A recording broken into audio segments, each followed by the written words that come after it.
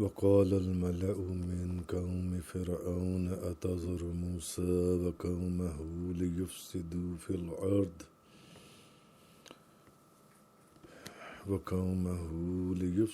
في الأرض ويذرك وآلهتك. اور فرعون کی قوم کے سرداروں نے فرعون سے کہا کیا تو موسیٰ اور اس کی قوم کو زمین میں فساد کرنے کے لیے چھوڑ دے گا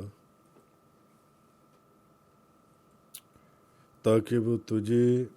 اور تیرے معبودوں کو چھوڑے رہیں؟ قال سنقتل أبناءهم ونستحيي نساءهم وإنا فوقهم قاهرون. فرعون نے کہا ہم عنقریب ان کے بیٹوں کو قتل کریں گے اور ان کی بیٹیوں کو زندہ رہنے دیں گے اور بے شک ہم ان پر غالب ہیں.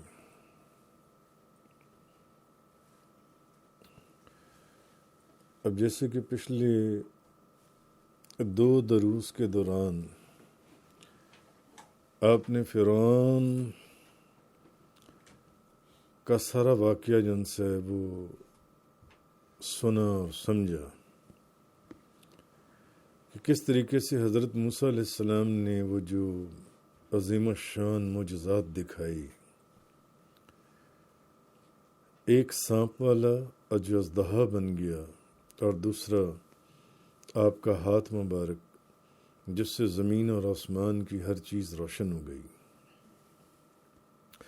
تو اب فرعون کی قوم کے سرداروں نے پھر کیسے ان سانپوں کو اور جادوگروں کا قلع کما ہوا اور پھر جادوگر حضرت موسیٰ علیہ السلام کے اوپر ایمان لے آئے،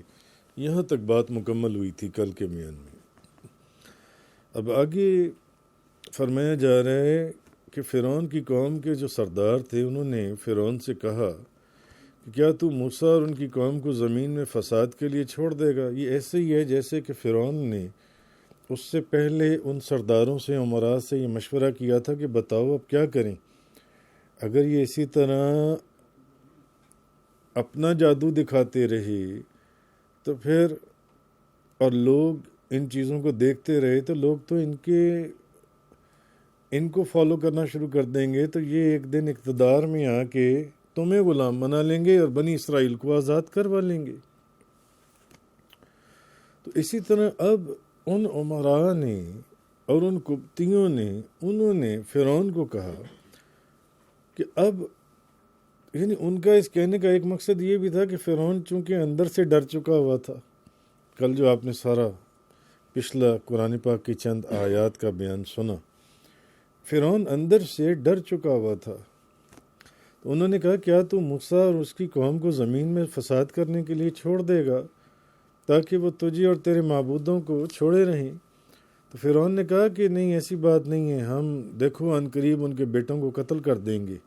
اور ان کی بیٹیوں کو زندہ رہنے دیں گے. یعنی ان کی جب بیٹے ہی نہیں رہیں گے تو بیٹیوں کا کیا فائدہ، ان کی قوم ویسے ہی ختم ہو جائے گی، تو بے شک ہم ہی غالب رہیں گے. تو اصل میں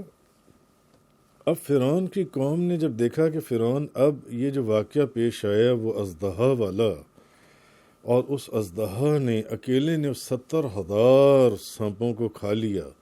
ان جادوگروں کے، اور وہ جادوگر بجائے اس کے مقابلہ کرنے کے کہ وہ حضرت موسیٰ علیہ السلام کا مقابلہ کرتے، وہ حضرت موسیٰ علیہ السلام کے اوپر ایمان لے آئی ہیں اور انہوں نے حضرت موسیٰ علیہ السلام کے لائے ہوئے دین کو قبول کر لیا ہے. تو انہوں نے فرعون کو کہا کہ تو ڈر گیا، تو یہ کیا کر رہا ہے، تو ان کو گرفتار کیوں نہیں کر رہا؟ تو وہ تو اس طرح اور معاملہ خراب ہوگا. تو اصل میں فرعون حضرت موسیٰ علیہ السلام کے پہلے ہی جو معجزہ ہے اس کو دیکھ کر وہ خوفزدہ ہو چکا تھا،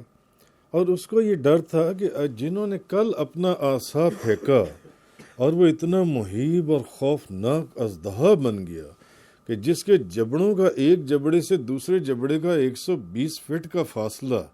اور خدا نے ایسا خوفناک سانپ اور اژدہا بنا دیا کہ جس کی اونچائی 1 میل تک اس کے پھن اور اس کے سر کی تھی. تو اس نے کہا کہ وہ عصا تو ابھی بھی موسیٰ علیہ السلام کے ہاتھ میں ہوتا ہے،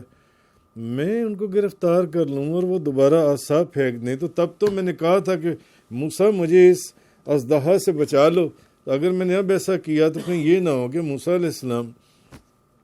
اب مجھے نہ بچائیں اور اژدہا جو ہے، سانپ جو ہے، وہ مجھے ہی ختم کر دے۔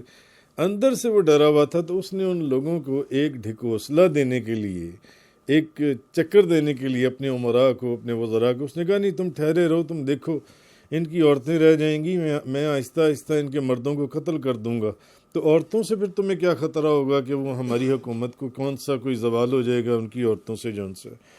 تو حسن بصری کہتی ہیں کہ فرعون جون سے وہ خود بھی بتوں کی عبادت کیا کرتا تھا، حالانکہ وہ کہتا تھا کہ میں خدا ہوں، میں رب العالمین ہوں، میں تمام جہانوں کا پالنے والا ہوں، مگر اس کے باوجود وہ خود بھی بتوں کی عبادت کرتا تھا، حالانکہ خود کو خدا کہلواتا تھا، پھر بھی بتوں کی عبادت کرتا تھا، بتوں کو پوجتا تھا، بتوں کو سجدہ کرتا تھا۔ تو امام راضی کہتے ہیں کہ فرعون جو ہے یہ ستاروں کی پرستش کرتا تھا، یہ ستاروں کے اس نے بت بنائے ہوئے تھے اور ان کی عبادت کرتا تھا۔ اور ایک روایت میں حضرت ابن عباس کی کہ فرعون کی ایک گائے تھی، تو اس کی قوم جون سی ہے اس گائے کی عبادت کرتی تھی۔ تو یہ چیز اس آیہ کریمہ کے اندر بیان کی گئی۔